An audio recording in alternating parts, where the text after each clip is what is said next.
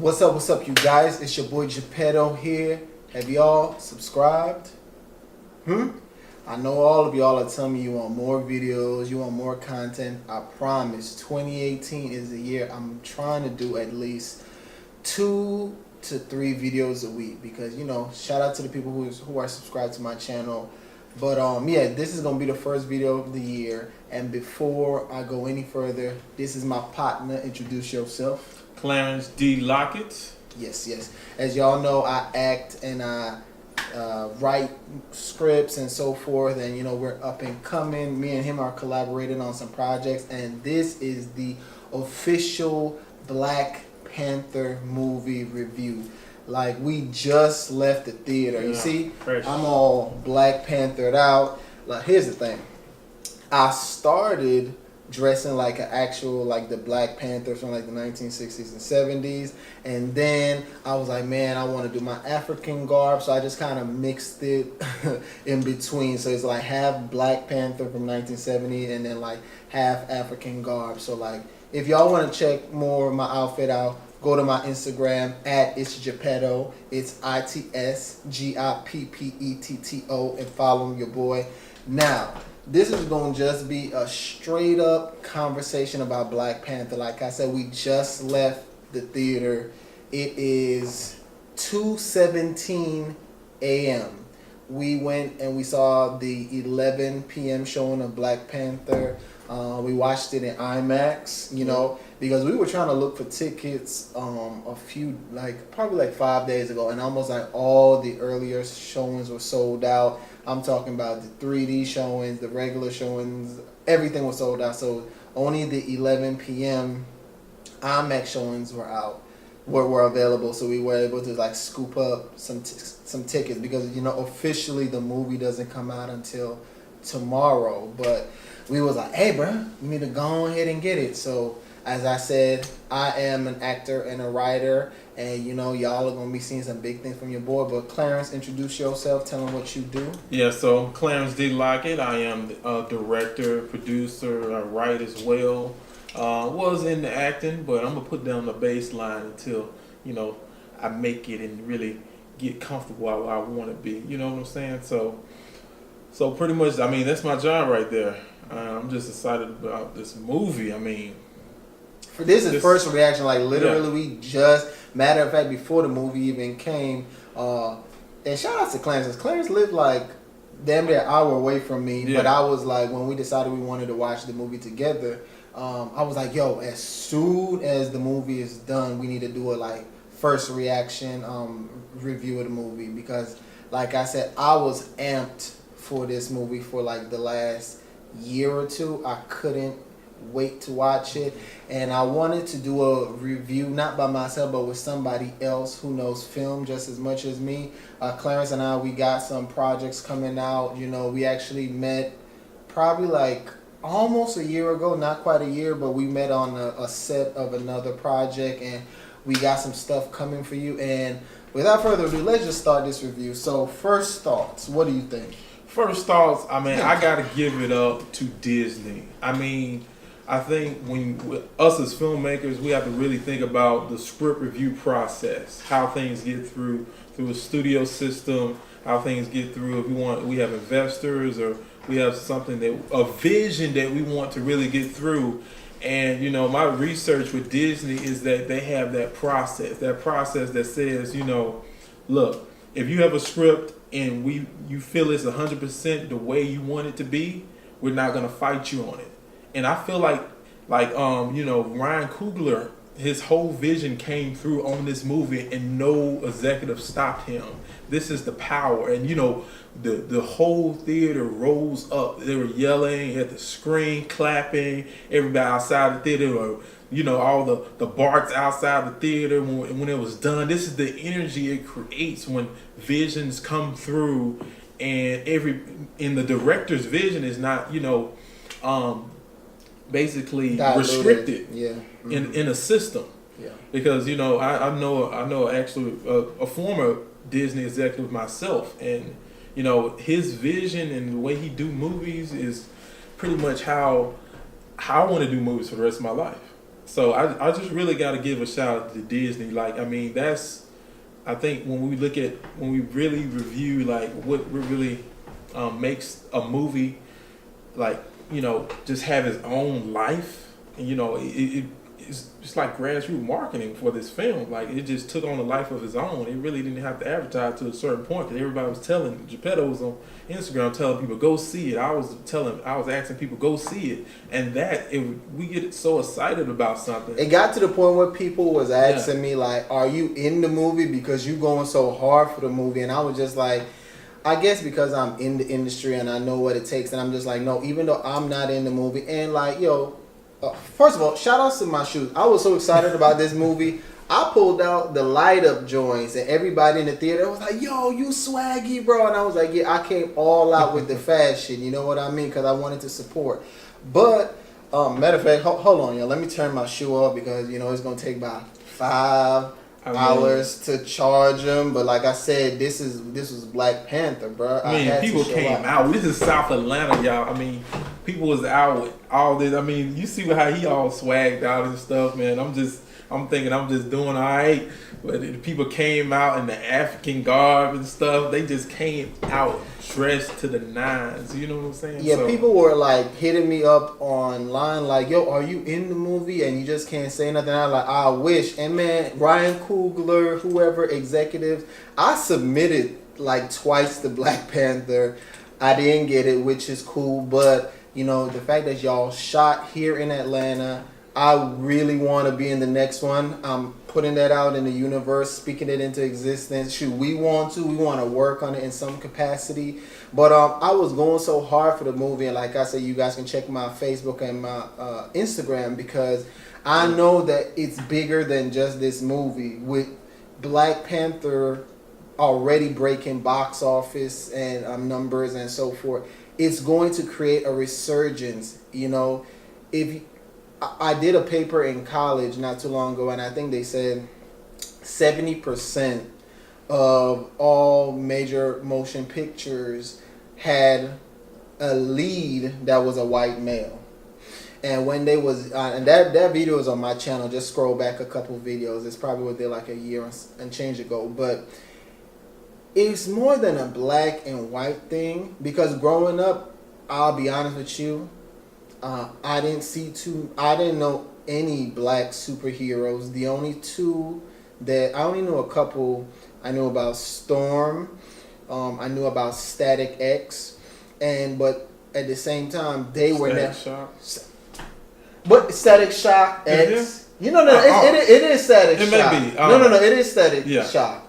But I think sometimes he is Static X. Yeah, if y'all need, if Marvel, Disney, if y'all listening, I do have a Static Shock short film. Yo, well, here's the funny thing. When I used to have long hair. If you guys didn't know, I used to have like really long dreads, and I was determined to play Static Shock. I'm gonna play Static Shock, and I'm gonna get casted. And then, time went on, and nobody hit me up for it, but I could still play them.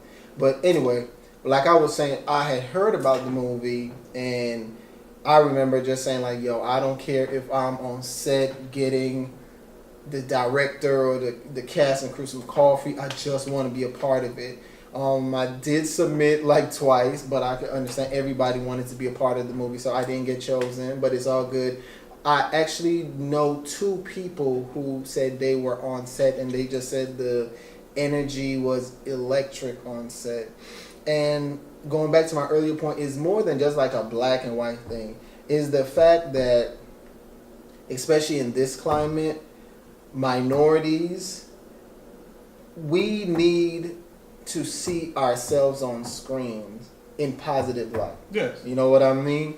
And to have this authentically African, superhero, talking in a thick accent with the African garb, the varying shades of beauty, in the movie with the women, and we can't spoil it. We can't go too deep into the plot, because, like I said, whoever sees this, I don't want y'all to get like, "Oh, he ruined the movie." Like, nah, I want y'all really need to go see this. What this movie proves to me was that I feel embarrassed that I haven't been to Africa yet, you know, because it showcases the true beauty of Africa. Like I really have to go to Africa, and number two is just the fact that I need to go harder in my film career. Like I feel so inspired. The fact that I got up, for the past week I was looking for a fly outfit. I was actually pumped to go watch this movie and just going into the theater, seeing people of all races and colors and nationalities just in the theater, especially my black people, dressed to the nines in African garb, authentically black African, just loving it. And it was like a roar around the crowd when the movie ended. Yeah. You know what I mean? Like it was magnetic. Like people who I don't know, we're just connected. Like, bro, Wakanda forever, woo woo, all this kind of stuff. And I can't remember experience like that in a theater since I don't even want to say it, but it's like the original Fast and Furious, because it's like that originality and the connectedness to the material and the content. It's like all the people who was in love with street racing or actually, would end up hooking up their cars. They connected to that material in Fast and Furious. The first one, because that's what it was about. It was just, hooking up the car, having a, souped up engine. And just like the same thing with this, people were connected to the black cast and all the attire, the language, but the whole movie really was electric because it was not restricted in any manner. The language, the dialogue was in its full, capacity to where, it was true. And I was like, okay, somebody really, really did a good job here with the dialogue. Because when you're talking about, a person, in a fight scenario, which happened many times through the movie, and how he talks, you can really, and people recognize that authentic nature of somebody when they're about to fight, because a lot of black people grew up and they witnessed certain things, and these certain things you're connected to. So when an authentic, Michael B. Jordan, I just got to give a shout out. I mean, the villain, the villain was so electrifying. This was probably my favorite cast member out of the whole movie right now, because he was such in character the whole time that I couldn't see anybody else. Like there was not a moment I see him on screen and he didn't have that look on his face like, yeah, I'm that dude, I'm that N-word. You know what I'm saying? Like, I mean, that's a language. I mean, I can't sugarcoat it and say he's gonna say something, nice or whatever. But he was that bad guy that we recognize as a race, as a culture. People really came out and really, they felt it, But even with Michael B. Jordan's character, Killmonger, he was a villain, but it depends on the side of the coin you view him on, because yes, some people could view him as a villain, but some others can look at his character as saying like, yo, sometimes you have to fight back. Sometimes peace isn't the best option, and it's the same old adage, Malcolm versus Martin, you know what I mean? Like, okay, yeah, we can protest, we can do this and do that, but sometimes, look, if we have the resources, we need to go ahead and fight for what's ours and fight for equality. So even with Michael B. Jordan's character, Killmonger, it's like, yeah, he was a villain, but at the same time, you can be like, but I feel you, though. I feel why somebody could get to that point, because between his character and T'Challa, Chadwick Boseman, brother, if you ever see this, you can play anything, man. Like, you could probably play me in my life story, bro. You are an amazing actor. As I said, as somebody who studied film and acting, I was, you kind of nitpick a certain thing, like this could be better, but the accents were flawless. I think I watched an interview with Ryan Coogler where he said it was kind of like a mixture of South African and like another country. They kind of like zeroed in on that accent and that dialect.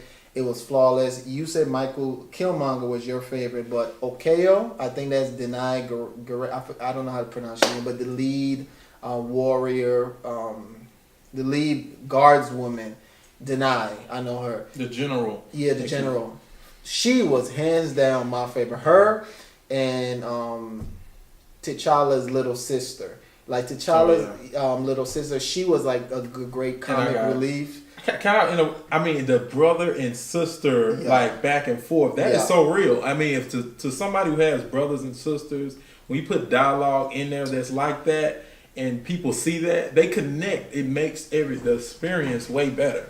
So I was really, fascinated. And that's what I try to put into my own screenplay. Just that authentic dialogue between a brother and sister, because you play around like that all the time. So when we see it on the screen, it really just makes it a better experience. And the screenwriter, you could tell it was somebody who was very current, because a lot of time with these movies, some of the dialogue and the references are so out of whack. Like you could tell it was like somebody current who's up on knowledge, because there was so many little gems in the script.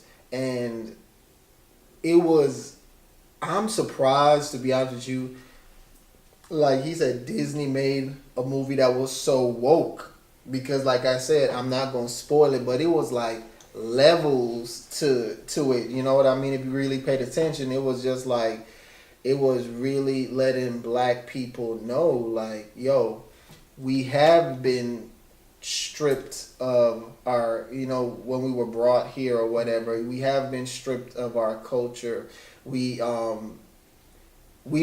doing just fine back in the motherland, and probably left by ourselves, we would have been able to create a lot more.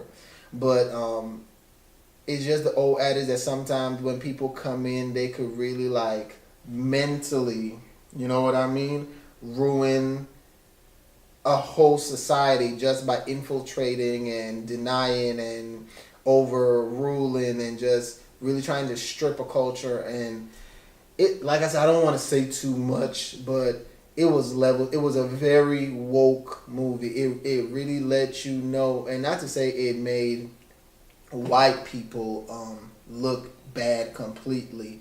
It really didn't, because like I said, the white people in the character, they have a redeeming quality. It shows both sides. It really shows both sides of the race conversation for everybody. It shows that for black people, where you have the black people who still want to use peace as a way to combat different issues in the world, and you show the black people who want to, use force because they're like, we're tired of it. Then you also see that you have some white people, just like, many who came in the past and was on some, we're going to take all your resources and take this and go and make money off of it and, steal everything from you. And then you also have some, some white people who understood, the value of black people, and they didn't want to take from us, but wanted to work with us, and that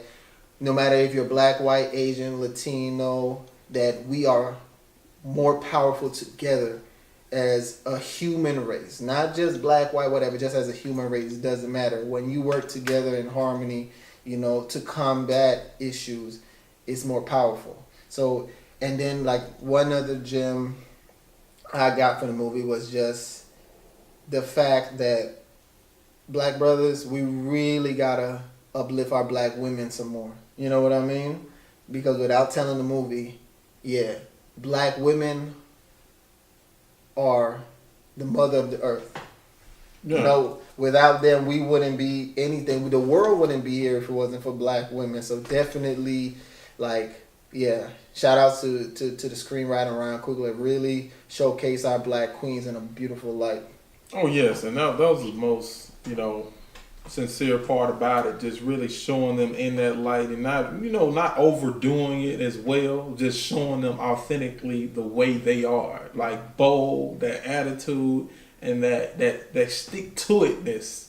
That even the I don't want to give away too many spoilers, but basically the different characters had throughout it about their different positions within the story. They stuck to what they really thought they want to stick to, and nothing could even the whole a kingdom was at stake, and they stuck to the position they want to stick to.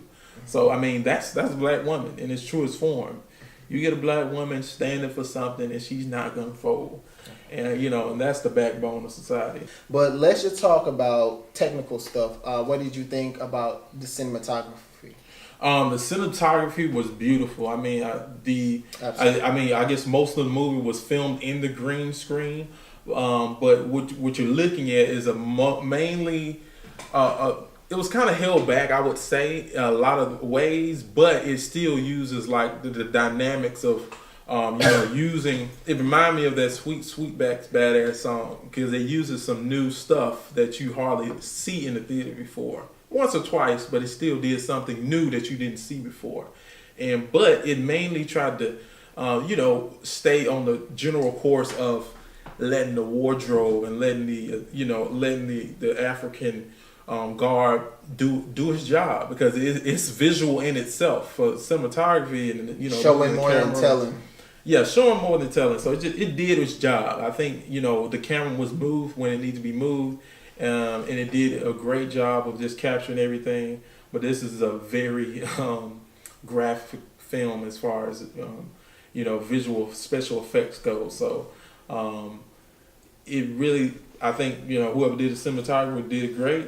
It was what was necessary, not overdone, and still had a little good tweaks here and there, but it did an overall great job. And what made me even, because like I said, I've been on this movie for months, like over a year, just been anticipating this movie. But what really made me appreciate the movie even more is just reading up on the movie, and then watching a lot of cast interviews with like Michael B. Jordan and Ryan Coogler and stuff like that. And the amount of detail, Ryan Coogler, from my understanding, he said he moved to Africa for a while, went to took a voyage around Africa, really jumped in head first into wanting to showcase the beauty of Africa in such a way. And you accomplished it, brother, because like I said, by the end of this year or within the next year, I have to go to Africa, because I've always known Africa was a beautiful place, and of course I want to go. But you always say, I'll go. But this movie really amped me up to want to go and watch it some more. Now, he mentioned the costuming. The costuming was flawless. From the warriors to just, the African garb and whatever, whoever did the costume design and art design, you guys deserve Oscars. For real. It was, flawless. From Lupita to, the other women on the cast just look stunning, So, definitely, A++ for that. Again, with the cinematography, it was beautiful. It just made me just look at the screen wow. I gotta go to Africa. And I was telling Clarence, details. It's man, we live in Atlanta, and majority of the movie was shot here. It was it don't make no sense why us, as we are up and coming filmmakers, we can't do that. And Ryan Coogler, brother, I'm proud of you, son, because just doing research on you, and you definitely one of my inspiration. The fact that this is really and truly your third feature. And you hit a home run, because I can't critique anything that was wrong with the film. I know some movies I watch and I'm just yeah, they could have did this, they could have did it. I don't have one negative critique to say about it. The only negative critique I have is the fact that I wasn't in it. That's the only thing I can say. I wish I was in it in some way, shape, or form. So probably in the next one, which Ryan, I know you better direct. Hopefully I could play somebody's little brother or something in the village, because this movie was amazing. Michael B. Jordan, you did good. Lupita Nyong'o, Angela Bassett can just do no wrong, And yeah, man, I a movie is good when I was already damn, this movie is gonna be 2 hours and 14 minutes. So when we started at 11, we all right, bro, we're not going to be out of here till about minutes to 2. And to me, the movie went by so quick, because we were into it. You know what I mean? Fully into it. There were no slow parts.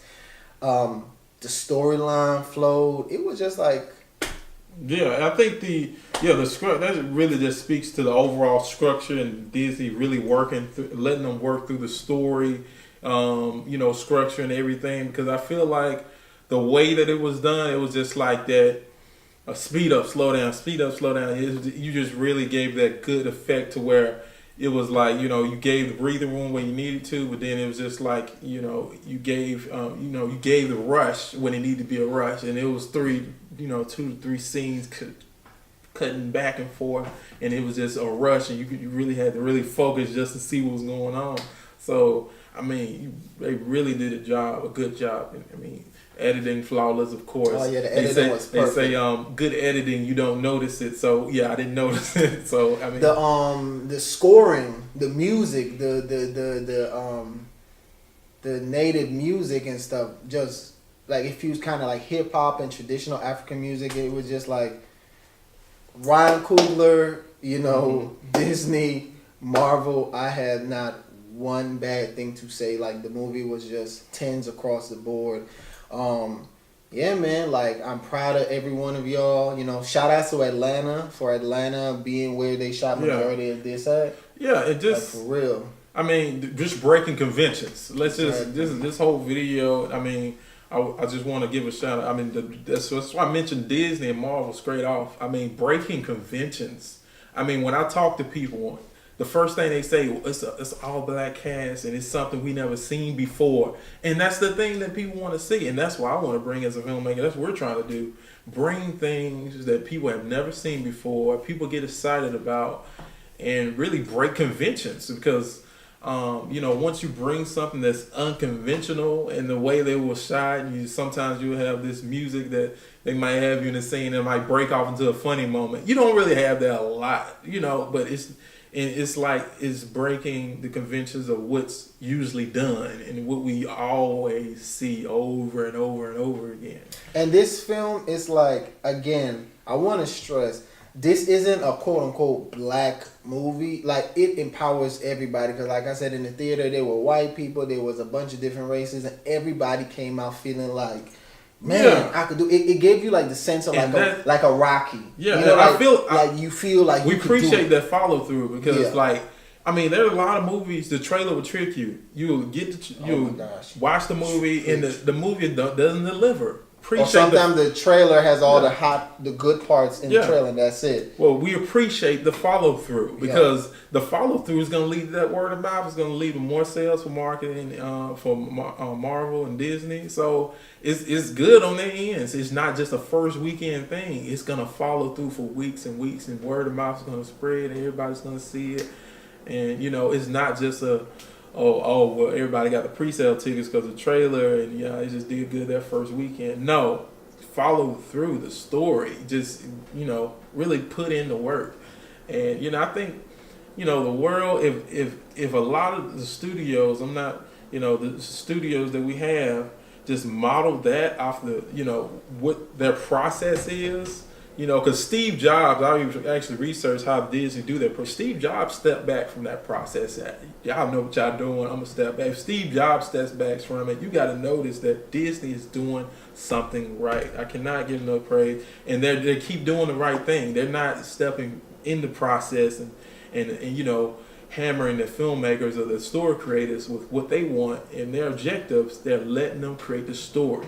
I think that's what we got to get out, and that's what I'm trying to create the Dream Compound for, and we're trying to do our media companies for. Really making writers and businessmen and women and women, just have a free, abundant process to create without restriction, and have a critique process, but let that critique process come from is the story authentic or not, and that should be the only thing that's critiqued. Is it authentic? Is it going to connect with people? Is it something that's just real to a lot of people, that's real to us, or real people that's out there? All right, you guys. So it's almost 3 a.m. I'm tired. Clarence got to drive an hour back to his house, but we just wanted to come on here and give you guys a full review of like our instant reaction to the movie.